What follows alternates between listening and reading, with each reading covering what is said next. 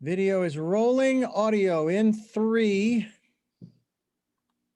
2, 1. You're live. Welcome to the Jeremiah Show. I love these interviews. Kat, every once in a while, finds somebody that she really, really loves and cares about and inspires her and puts together a great interview. So I'm looking forward to that. I'm going to tease your guest right now. I won't tease who your guest is right now. I'll let you introduce them, Kat. I just wanted to mention, though, at the top here, it's Oscar party weekend. And if you live in LA or Santa Barbara or anywhere now, you can join. All the restaurants are doing these watch party menus delivered to your door, to your couch, so you can have some fun. And I just wanted to mention one of our friends, Akasha, down there in Culver City. Kat, I know those were your stomping grounds at one point. Akasha is going to join us today at the very end of the show just to give us a rundown on the menu, but she's got a watch party menu that you can order on Tock. Pickup and deliveries are on February 24th and 25th from 1:30 to 5:30. Cocktails, food, watch the Oscars and have some fun with your friends. All right, Kat, that's all I got to say for now. What are you doing for Oscars? Are you having a party there in Austin, Texas? I'm not having a party. I'm going to be getting off a flight and, getting home hopefully in time to watch them. Yeah. Where are you flying to? I'm just getting away for the weekend, a little getaway. Oh, you're not going to tell. Sounds mysterious. Dr. D, we love your plaid shirt there. Okay, Kat, I'm turning it over to you. Tell us about our special guest for this hour. I can't wait to hear this interview. I'm happy to. I'm actually quite thrilled because I'm a big fan. So I'm going to try to keep it together and just be cool. Okay. NPR calls our guest today, quote, the next queen of Americana folk. And for good reason. She writes deeply personal songs that tap your foot and break your heart all at the same time. But despite that capacity for depth and vulnerability, I hear also from mutual friends, because I haven't personally met her yet, that she is just a morning breeze of a soul who really likes coffee, like a lot. We can talk about Join the club. Because I really love coffee too. But to find out how one holds such depth and freedom is at the same time is the reason why we have her on today, also to be able to play her awesome music for the entire show. So without any further delay, ladies and gentlemen, we have Jamie Harris with us. Welcome, Jamie. Oh my gosh, thanks so much for having me. It's good to be here. Oh, thank you for joining us. There's something about you, and this doesn't happen all the time, obviously. I think I've made it pretty clear that your music and you are special to me without even having met you in person. But there's something about your music and you that just kind of pulls me in. And like I said in the intro, it's like I'm tapping my foot, but you're also kind of breaking my heart, because you're telling the truth. And I'm such a big fan of the truth. And so in music, it's just like, it is important, but I will tell you, I don't know. I mean, I just kind of over the last few years started articulating that for myself and really adding that to the narrative of my own life about what is true. And I think the more I've done it, the more it's like it comes, I'm noticing not just what I'm doing that is true, but what's around me too, that is true. And so music obviously is a big part of all of our lives here on the show today, but it's like, you don't just hear that with your ears, you hear that with your heart. And so back to you, as I mentioned in the intro, it's like this superpower that you have of holding these two very different states at the same time inside of your music. So I guess the first question is, how do you do that? I don't know how I do that. And that's what sustainable for me. I think every time I face a blank page, I have the opportunity to learn something about myself and usually the world around me. Like you were saying, like I kind of face the page and go, okay, what kind of truth is trying to be pulled out of me right now? And the good thing about, I wish I could remember who said this, but there's this great quote that, art is a lie that points to the truth. 'Cause it's like as songwriters, Ooh. we don't have to be journalists, right? We get to, follow the story or create the story. And it's been my experience as long as I don't impose my will on this creative process that I learn something about myself. The song always teaches me. So it's a bit of surrender and stepping out of the way. Absolutely, no doubt. Yeah. And in the surrender, I'm able to say, all right, well, what kind of music wants to be paired with this song? Like I have a song called Depressive State, right? Right, right. An upbeat song about battling serious depression, right? And I got the music for that basically because I lived right near a record store and would walk there in my pajamas and go in and there's this huge girl group section like the Dixie Cups and the Shirelles and all of that. And when I really brought home those records and started listening, I'm like, man, these are upbeat melodies, but the lyrics are kind of dark. And I love that. So that was the inspiration for matching the music to that song. But most of the time, if I'm singing something filled with sorrow or struggle, I'm probably just going to pick up my guitar and kind of pluck along and see what melody comes out of the very few number of chords that I know. And that's, it just all kind of comes together if I surrender. Yeah. Have you been writing music your whole life? When did that come about? I started playing guitar when I was pretty young, when I was 5 years old, but it Oh, wasn't wow. until I think I was 14 when I really started writing.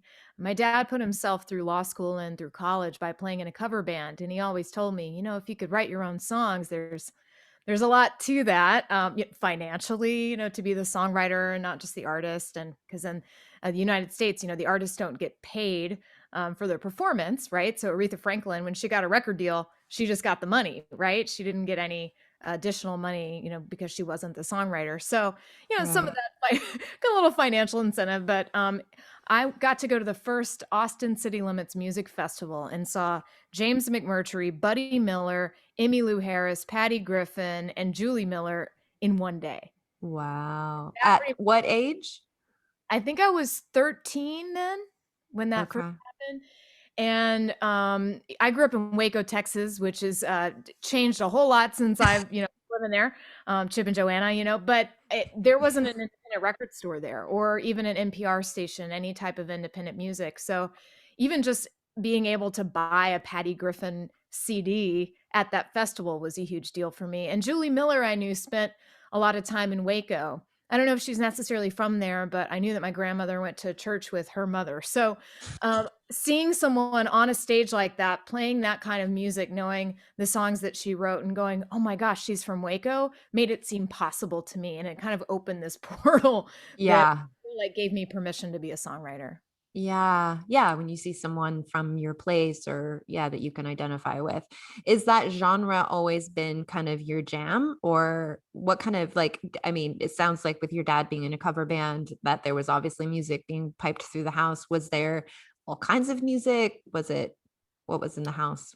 Oh yeah. I mean, the reason I got my first guitar was because I put an Emmylou Harris Christmas song on repeat. I also really loved Tracy Chapman, and that Oh, yeah. Chapman record was huge for me. I loved Fleetwood Mac. And being in Texas, Texas has so many different types of music. And I even loved the Texas country. The Dixie Chicks were a big deal. I guess now the Chicks when I Yeah. was growing up. So I felt like 90s country was kind of what I identified with the songs that Martina McBride sung and the Chicks and Jody Messina. And it's funny now because being in Nashville, I've become friends with a songwriter named Gretchen Peters, who's one of the only six women in the Songwriters Hall of Fame. And she wrote songs like Independence Day and You Don't Even Know Who I Am. And she considers herself really a folk singer because she Yeah. Bob Dylan and that whole deal. But those were the songs that were getting cut that I learned how to play on guitar when I was a kid. So I felt like I was kind of leaning country, but I loved Tom Petty too. And those things kind of collided for me with, Patty Griffin, Buddy Miller, that kind of the Wrecking Ball, Emmylou Harris record that took, these amazing songs in that voice, but kind of turned them around a little bit and made them a little bit more modern, I guess would be the word. Mm-hmm. And so when did you start actually playing in front of people? And what was that like? Yeah, my dad and I started playing together in a duo called Better Off Dad, named by my Is that a playoff of Better Off Dead? totally. Who, Yeah. so we actually, a friend of the show is one of the members of that band, which is really Oh, funny. Yeah, so Better Off Dad, that's really cute. yeah. So that's how I started out, playing in coffee shops and mostly the Dallas Fort Worth area. Actually, there was an old firehouse called Panther City Coffee, which also roasted coffee in the place, which was great. It smelled incredible in there, and that was kind of my hang for a while because there wasn't really anywhere to play in Waco, and we played about half originals that we had co-written or songs that my dad had written, some that I written on my own, and cover songs. And that's what I did for a while. And it's funny, Maren Morris, who is like a huge, superstar now, we were kind of running around the Dallas Fort Worth area around the same time. And I got a lot of gigs because our birthdays are like 3 or 4 days apart. And so people are like, oh, the young kid with the guitar, and just confused us. So Thank you, Maren. Maren for getting me some of those early gigs just out of confusion. But that's awesome. That's how I got started. And maybe that's also where your coffee addiction started as well.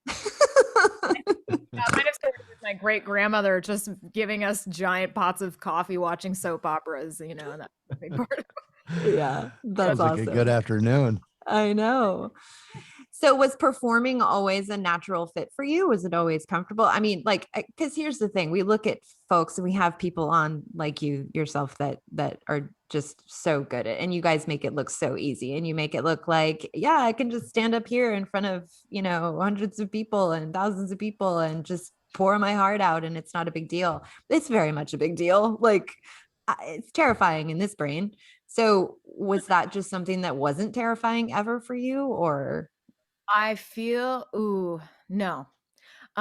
It's funny. I feel really comfortable on big stages. There's something where I feel like that's a moment I have to step into, and I can really, just rock out, even if it's just me with an acoustic guitar. There's something about being on a big festival stage or Union Chapel and just knowing, oh my gosh, Mavis Staples played 3 weeks ago. Like I better crush it. That gives me confidence. But it's been a struggle for me. I've always felt really comfortable in a supporting role. I sing a lot of harmonies, and I love being in that supportive role, sometimes even oftentimes more than I enjoy doing my own solo thing, which I think is going to be a lifelong struggle for me.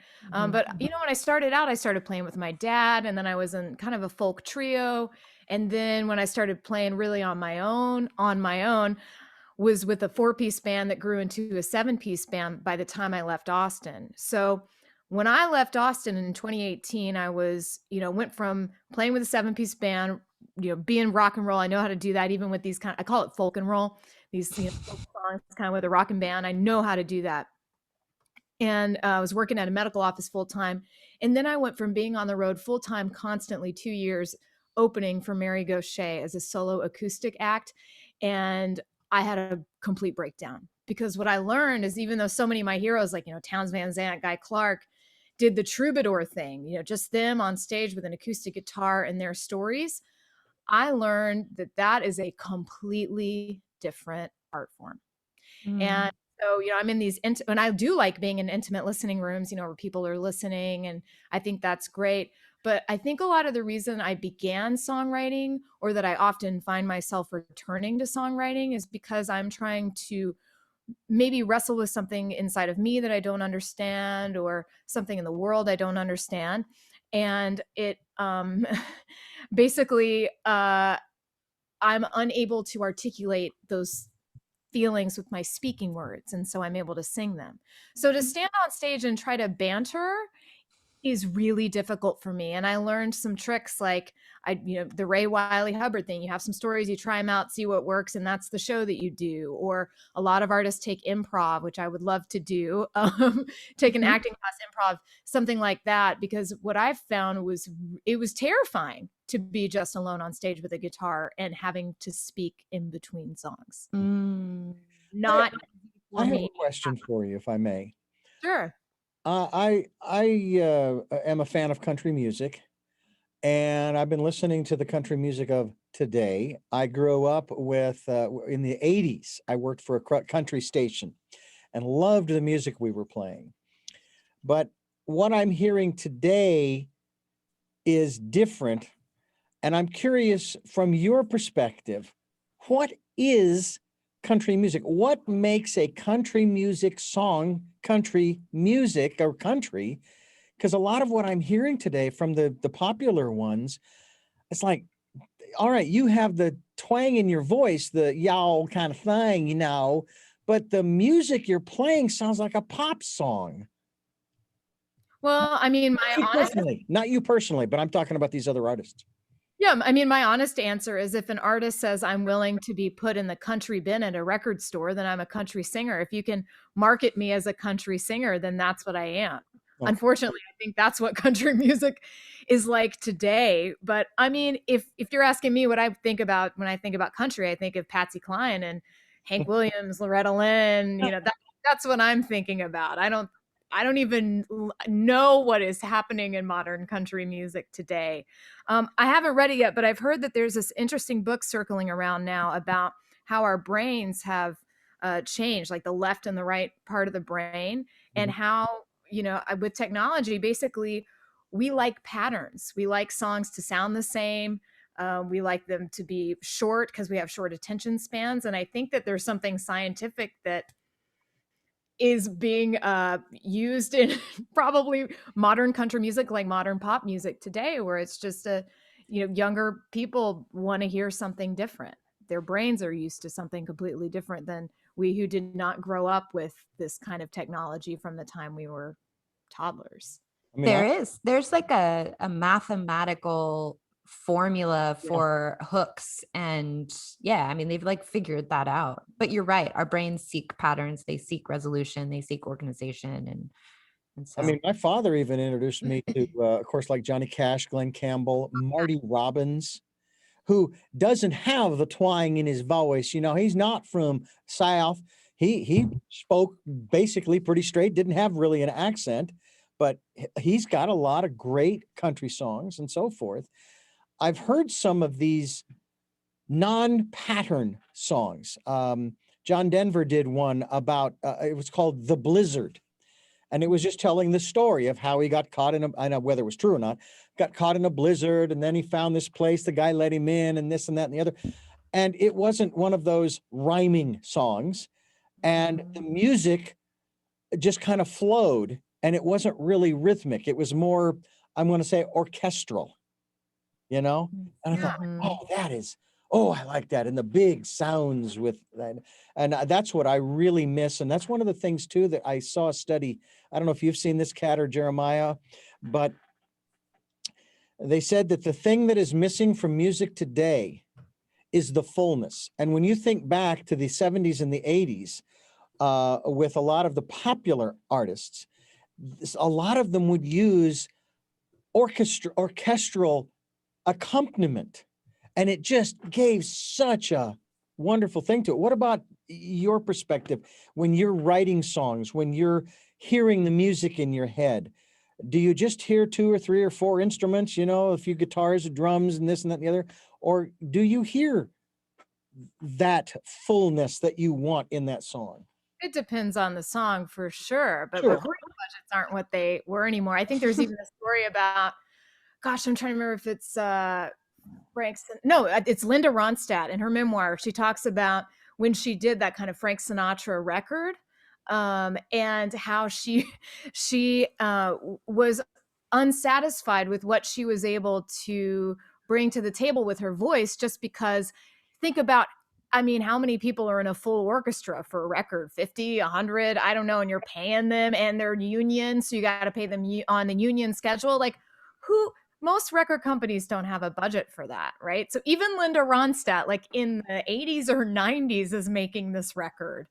And they were like, we only have 2 or 3 days, so we got to get it done quickly. But yeah, I mean, for me, there are some songs where I hear, for me, other than instrumentation, it's usually harmonies, just because that's the kind of brain that I have. That's what my ear always gravitates towards in music. And so sometimes I have songs, like I've got a song called Creatures. And for me, the harmonies came exactly at the same time that the music and the lyrics did. But Mm. for other things, not so much. And I think it's I've been in some co-writes where someone is saying, oh, I think Bonnie Raitt would cut this, or I think that, we could put blah, blah, blah and blah on this. And for me, me personally, that's destructive. I have to just say, what if this song doesn't want to be sung by Bonnie Raitt? Or what if it doesn't want to synthesizer on it? Like it's just a little baby song. Why don't we let the song tell us? But I do think, speaking to what you were asking me earlier, I think if a song is a great song, it can be cut in any genre. If it's a great story song, it can be cut by a gospel artist, a country artist, Jimmy Buffett. My partner Mary Gaucher has certainly had that happen with one song. It's been cut by, Candy Staton, Tim McGraw, Blake Shelton, just every Mike Ferris that won a Grammy for a gospel record. So I just think if I keep my focus on great songs, then hopefully great songs will rise. And I think for some people, it depends on how you view music. If you enjoy music, there's nothing wrong with it. It's just not really where I go to listen to music. But if you're enjoying music to escape, then by all means, turn on that country music radio station, turn on that pop station. That's great. I listen to music to check in.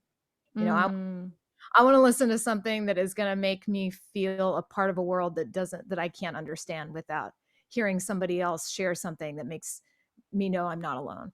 Tune in and not tune out. Exactly. I love that. Well, you're in good company here. Yeah, absolutely. Jeremiah, do we need to take a break? Question for Dr. D. I've been. Oh, He's been see, holding my up the signal. laptop is right in front of your hand there. Use your left hand. Okay, we got to take a real quick break. We're going to take you to Break with Creatures by Jamie Harris. The new acoustic album from Jamie Harris was recorded semi-live in a campfire style setting at the legendary Congress House studio in South Austin, Texas. 7 songs from Red Rescue reimagined in the intimate, humble arrangement in which they were born. Okay, so go to jamieharris.com and check out there's some tour dates and the album. You can find the album everywhere. I, for one, am following you on Spotify. Patreon, go to www.patreon.com/Jamie Harris. And I'm going to spell Jamie for you in case you don't know. It's JAIMEE Harris, HARRIS. Jamie Harris, patreon.com. The new release, the Congress House Sessions EP. Go to Instagram and Twitter at Jamie Harris and Facebook at Jamie Harris Official. We'll be right back after this break. Here is Creatures. All right, we're clear. Good job. You said Patreon, right? Did I? Yes. Oh, I'm asking you, did I? Boy, I mispronounce great. things a lot, Jamie. They make fun It's of part me. of his charm. that was a piece of art. That was a piece of art. Not if you're the artist. It's not very charming. Like, damn it. And then should I bring us back with and mention Red Rescue? Mm-hmm. Okay. Red wine. And I'm going to step out just after I do that, just for a second, to go talk to Dr. D to make sure I'm recording these commercials into the sound bed. But I'll be back on camera in just a moment before we come back. Okay. Let me save this here because need to do that. Okay, there's that. There, now it lets me move it. All right. Then. You got my text message about recording that? Keep recording, Dr. D? I didn't stop So- until you took a Okay. stop. So you're Okay. absolutely correct. Cool. You are correct. Hey, there's a little bit, I don't know if it's just me, but I'm hearing a little bit of feedback and echo. Is it just me? I think Richard's playing it back and getting it in line. Okay. But while we were during the talking? last show and this one. Really? Yeah. But maybe it's Okay. just me. I think it's just you because I had my mic turned off most of the time Okay. during that interview, so I wasn't interfering. no. Didn't want to do that. No worries. Just wanted to mention it now in case it was. You a drinking problem. coffee, Jamie? I mean, of course she is. This is Co- actually, I've had 3 coffees today. How many soap operas have you watched? 0. I've lots of Law and Order SVU though. Oh, So yeah. Have you Ooh. seen the new one? Stabler's back. Stabler's back. I love it. I've been meaning to do like talk about this in every show. I keep forgetting. Stabler's back. All right, I miss that guy. we're back. We're Yeah. back. Okay. Oh, wait. Okay. All Save right. it for the air. You guys can talk about that on the air. 3, 2, 1, you're live. Welcome back to the Jeremiah Show. Jamie Harris is Kat's special guest today. And I'm listening in. I love the interview and I love the music. We just came back with Red Rescue. It was an acoustic version by Jamie Harris. Go to jamieharris.com. It's Jaimee, and the Harris is Harris. That's my grandfather's name, last name Harris. Just wanted to mention Stabler's back. And I'll let you take Stabler's back. SV. Can we talk about Stabler? Is that too off? If Kat's okay with that, I'm great. Have at it. I've never seen the show, so you Oh guys just. You're kidding me. I don't never- I don't watch stuff like I just don't. Yeah, I Okay. don't watch that stuff. I But mean, have you not been to the doctor in like 25 years since Dick Wolf has been like?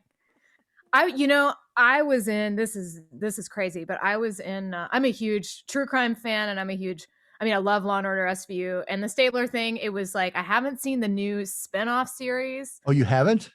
No, but I've just seen the episode where he's like on SVU for one, which I felt like was such a tease. I'm like, man, this was just like a commercial. There's 3 episodes, and they're probably the best of any of his series. It's a criminal. I forget. Dick Wolf lives here in Santa Barbara. His boat's in the harbor. I'm so jealous.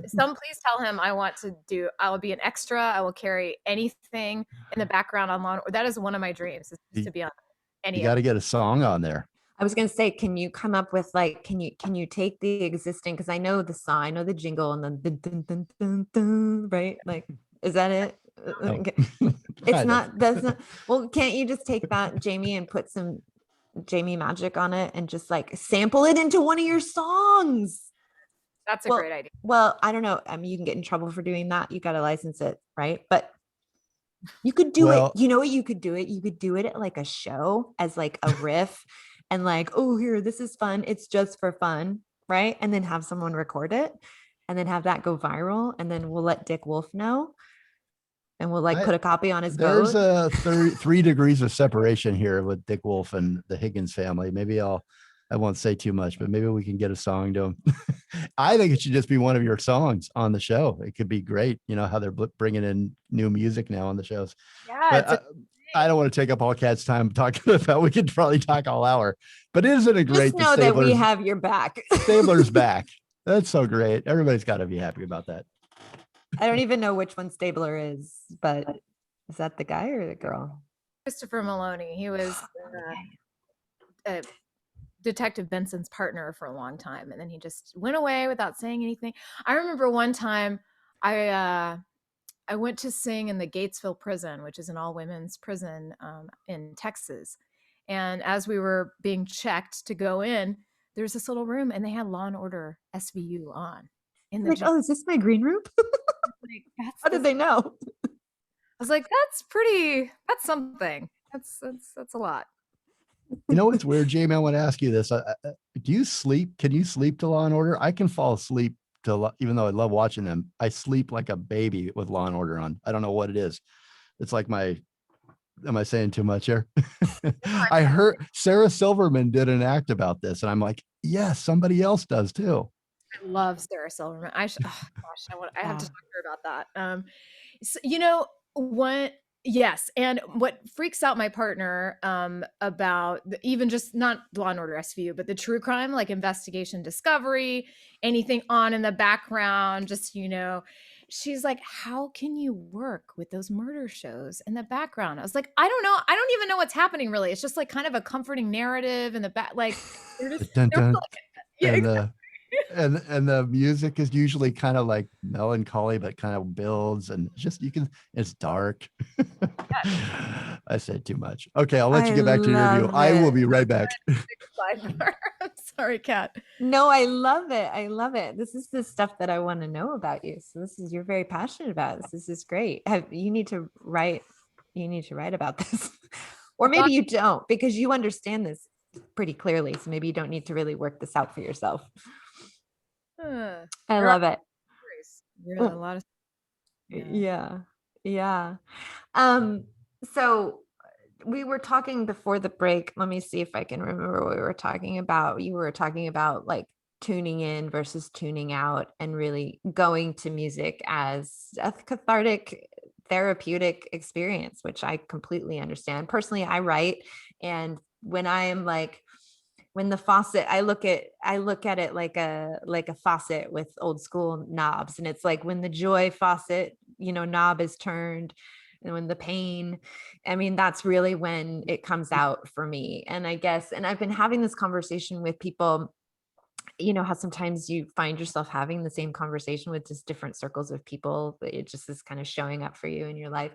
But I've been having this conversation about the necessity of darkness and conflict in life, especially as a creative person. And I'm curious to ask you, because clearly, I mean, I don't know much about your story, but in your Patreon video, you talk about trauma, and you talk about, you allude to the fact that clearly, and even just listening to your songs, there's pain there, and there's a journey that you've taken that I want to know about. But like, the goal in life is to work that stuff out, right? But as a creative, do you find yourself kind of not wanting to work it out too much because then the knobs turn off and then the creativity stops flowing? Or like, where's that sweet spot for you? How do you look at that kind of whole conversation? Yeah, I don't feel that way. And in fact, like I have to say there's something this sounds real. I swear I'm usually very positive. I don't like to be negative. There is a thing that irks me that I feel like I need to. Sometimes I feel like, especially in Texas, there's kind of this thing surround. I don't know if it's a myth or what, but surrounding Towns Van Zandt, and Mm, where there are young songwriters that really don't know his story. That he held his songs up to Dylan Thomas poems, things like that, and they're like, oh, he was just, this drunk guy, and he was great. And so it's almost like a permission, like, in order to be an artist, I need to be tortured. Well, it's like Towns went through electroshock therapy. He had mental illness, and he took his songwriting very seriously.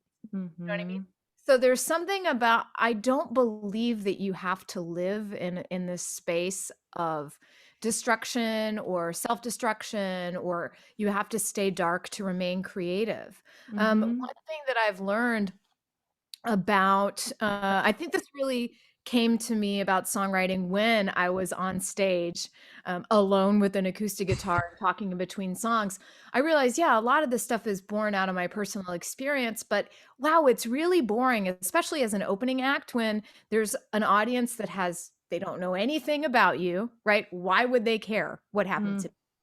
If they haven't heard the songs, like, why would they care? They don't. So what can I do to use songs that have been born out of my experience to talk about other people's stories, like, to talk about the criminal justice system, or just anything I can find where it's not talking about me. And so that has actively made me look on how to tell other people's stories in a way.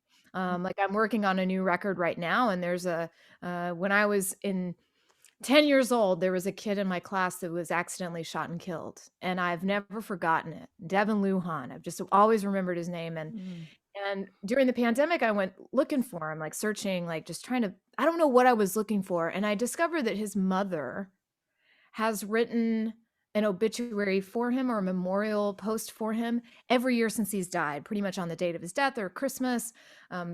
Days like graduation day, which was my graduation day, that should have been his graduation day.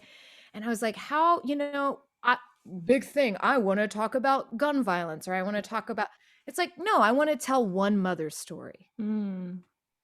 so it doesn't necessarily have to be mine. And there's enough pain in the world. There are enough people suffering to find out how to give a voice to them, that I don't have to I'm, create my own suffering. Did that answer I, the question? it does, because I also believe that you don't have to live dark and stay dark, but and I don't like the word but. Not allowed to say it in my house. My kids are like, no, we can't say but. We have to say and. Um, and I also think, though, that there is a relationship with your darkness. There's a relationship still there. You just don't have to live in it and sit in it. but then you're taking it and you're vectoring off, and you're really giving in a lot of what you're doing by looking at that kid that was shot in your class, is you're giving a voice to that story, which is a vector off of just your own life. So yeah, I think that's really interesting. That's an interesting take on it. So this new album that you're working on, is that kind of the space that you find yourself sitting in, where you're more kind of looking at, like you said, there's a lot of pain in the world. It doesn't just have to be mine that I talk about. Is that a general theme of this new album that you're working on that we haven't heard yet? It is, yeah. I mean, a lot of these are songs that I started writing in 2016, 2017, when there was a lot of grief during that time. We had no idea it was going to be, we're going to be living in a global cloud of grief with this, the pandemic and people dying of other causes and not being able to gather for funerals and that kind of thing. But in 2016, my mentor, Jimmy LaFave, was diagnosed with terminal cancer and passed away in 2017.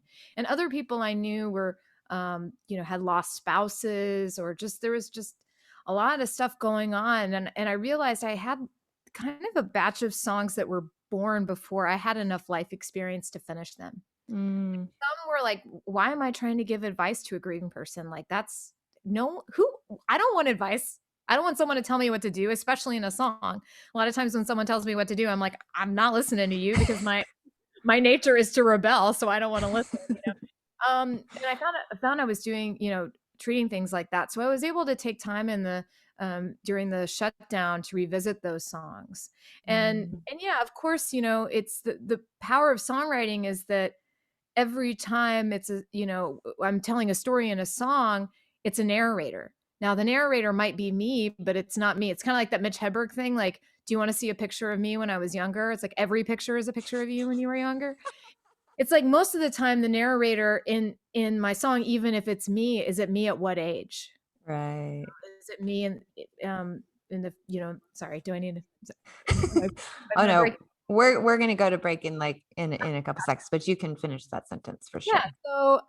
Yeah. So, and it has to do with how can my experience, I mean, obviously I'm going to bring my experience of loss or of feeling like an outcast or feeling like I'm stuck into every song. There's a song that I have on the next record that's written from the perspective of a 16-year-old boy that's knocked up his girlfriend and he works at Walmart. I've never been a 16-year-old boy, but I could tell that story. Yeah. What a gift. What a gift. On that, let's take a quick break. Jeremiah, you want to take us out? You're on mute. You're on mute. Uh-oh. We'll let him figure that out. Is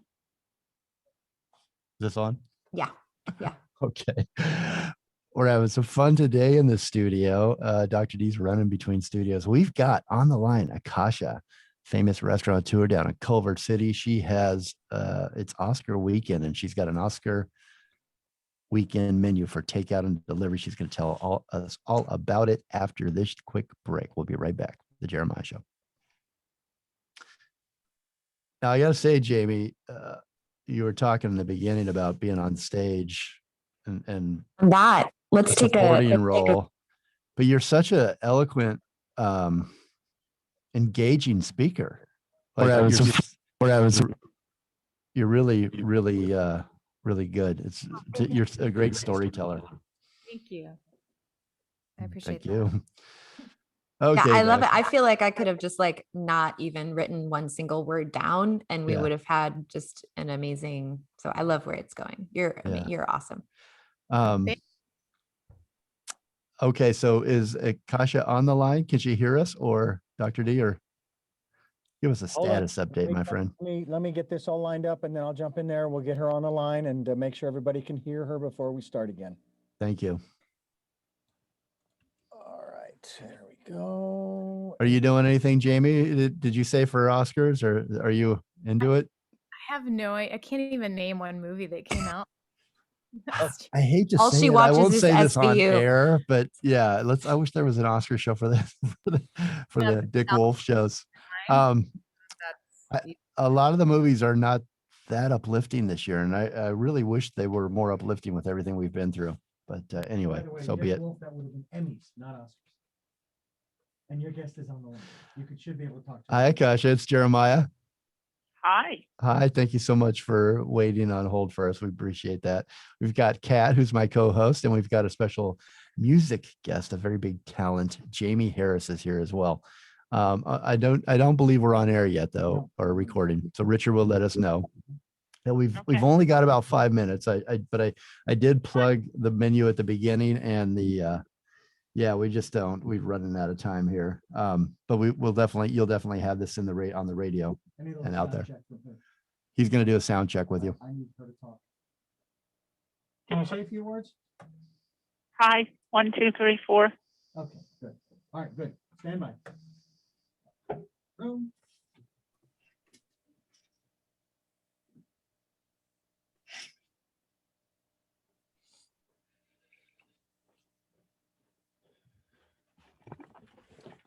Can you hear me? I can hear you. Okay, excellent, excellent. And we can hear you just fine. All right, Jeremiah, here we go. In 3, 2, 1, you're live. Welcome back to the Jeremiah Show. We have Akasha on the line here. Akasha is it's a namesake of a famous restaurant in Culver City, California. And Akasha herself is here. Hi, Akasha. Welcome to the Jeremiah Show. Hi. How are you? Oh, we're great. We're great. We're looking forward to the Oscar weekend, this coming weekend. And tell us, LA is such a special place during the Oscars. I mean, everybody I talk to is so busy doing something with the Oscars in some way. You guys have a great thing going there. You've got a Oscar weekend menu, a tasting menu, cocktails and appetizers and entrees. Tell us a little bit about it. So, during the pandemic, we've been doing a lot of business with to-go food and special events, holidays, award shows, Christmas, Mother's Day, Thanksgiving. And so we put these menus together. They're all available on Tock, which is a great platform for takeout. You can order for 2 or order for 12, it doesn't matter. And it's delivered or picked up. And we put a little Oscar menu together because, the Oscars are the gold standard in Los Angeles. Big event, fun event. It'll be fun to see how they do it. It'll be different this year. And we have some great stuff, pigs in a blanket, and crudité, chips and guacamole, crab cakes, fried chicken that you can reheat or eat cold. Just some great food to eat at home and relax and watch the show. You've got a couple of cocktails. Give me a couple of the names. I love them. A couple of cocktails. The really cocktail fun. menu.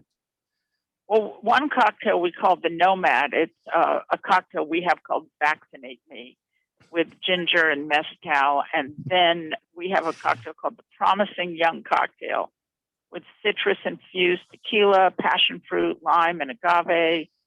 And, we gave them some fun movie names. The Black Messiah, which is one of my favorite movies this year. Judas and the Black Messiah, that is. Is that your Oscar pick for Best Picture? It would be mine, but I don't know if it's. I don't know. I'm not in the movie business, so we'll see. But you're in the middle of it, and you've got all those great big studios there. I believe Sony is right down the block. And what's that like? I mean, you probably serve a lot of these actors off-duty cocktails and great food. I do. I've seen it, over the years where a couple of kids are always in a cafe and they're writing and writing and writing. And, a year later, they're winning awards and they're sitting in the dining room and everybody's glad handing them when they walk in. Mm-hmm. So, Yeah. We get it all. They're like your children almost, right? You've fed them all over the years and you watch them grow. Now, Exactly. Jamie Harris is in Austin, Texas, and so is Kat. And Jamie wants to know if you deliver on SVU night. Law and Order. She's got a Law and Order party every week. I love Law and Order. Yeah. I religiously watch Law and Order. It's a great show. We were just talking about how Stabler's back, and Kat, who does not watch it, who lives a lighter life, and I'm so out of the loop. stays away from the back. murder. He's It back. seems kind of dark this time. Yeah, the new show, I was telling Jamie, she hasn't seen it yet, is dark, but it almost feels like Trent Reznor did the soundtrack. It's almost a little bit like Seven. Remember that old movie Seven with Brad Pitt? Yeah. It's really Yeah. gritty. I love it. Yeah. Well, so tell the people how to get one more time, how to get your menu for Oscar weekend. They've got to order from you. This is great. But they can go to our website. That's easy, akasharestaurant.com, and click on Oscars watch party menu, and there'll be a link that'll take you right there to order. Okay. Order on Talk. And Talk is TOCK, right? TOCK. You're not familiar, yeah. Okay. Akasha, I'm so sorry we didn't have much time to talk to you, but you're coming back. We're going to do a whole hour with you and get to know talk about the restaurant. And everybody order from Talk, TOCK, or go to the website, Akasha's website and her restaurant. It's really great. Oscar week, and enjoy and have fun, and hope your picture gets best picture, your choice. All right. Thanks so much. Thanks, Okay, Akasha. thank you. Have a great rest of your day. Bye. Back to you, Kat, and back to Jamie. Well, I mean, SVU cleaning up the category on this episode. Geez Louise, had I known. Had I known. I love it when this kind of stuff happens. So before we go, I want to be sure, because Patreon is so freaking cool, and I'm thinking very, very important to you as an artist, musician, in the way of earning a living. So can you please talk about Patreon? Can you please tell us like we're two, like we don't know what it is, and then sell it, baby, sell it. Thank you. So Patreon is a platform where you can support your favorite artist by joining. It's kind of like a modern day fan club. So mine starts at $3 a month, or you can even pay for the year. And every artist is different, but on mine, I definitely show all of my patrons everything before, music videos come out, or songs that aren't released anywhere else are only released on Patreon. I'm about to release a video that's like backstage of me and Billy Bragg when we got to sing a Woody Guthrie song together that you can't see anywhere else. So exclusive content like that. And when we get back on the road, which it looks like we are going back to work, there'll definitely be more behind the scenes stuff. But right now, I mean, my patrons got to hear the Congress House sessions 2 months before it came out. They were the first to see the artwork and how it evolved. And now they're getting a behind the scenes look at the record I'm currently making. That's wonderful. And is it also a platform, because I'm a little new to it, a fan immediately, but new to it. Is there a relationship? I mean, can you source things from your fans? Like, can you communicate with them, or is it just one direction? Absolutely. Yeah. There's a communication platform where we can message back and forth. And then I also often involve my fans on voting for like new merch items, or there are exclusive live streams I do on Zoom. So we actually get to hang out and see each other's faces. They vote for the time that's best for them. And yeah, it's definitely a back and forth conversation. Absolutely.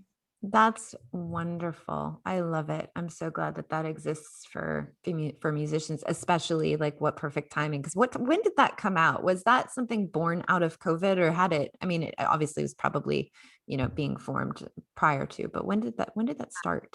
It's been going on for years and years. And I felt like kind of afraid. I was kind of afraid of it, because like, what if I don't do enough? And, it really matters to me. And then I spoke to another artist who used it not only to help him fund creative projects, but to try, like, I'm going to try a song with this producer and this producer and this producer, and then release it on Patreon and see who I want to work with for a full length record.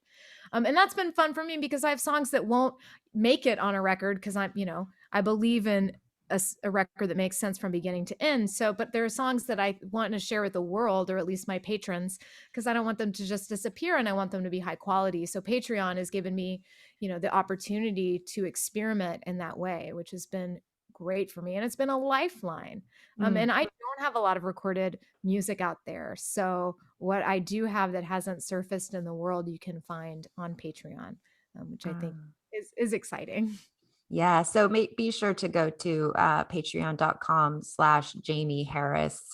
That's what it is, right? It's JAIMEE Harris, HARRIS, and be sure to sign up and follow her for all the behind the scenes.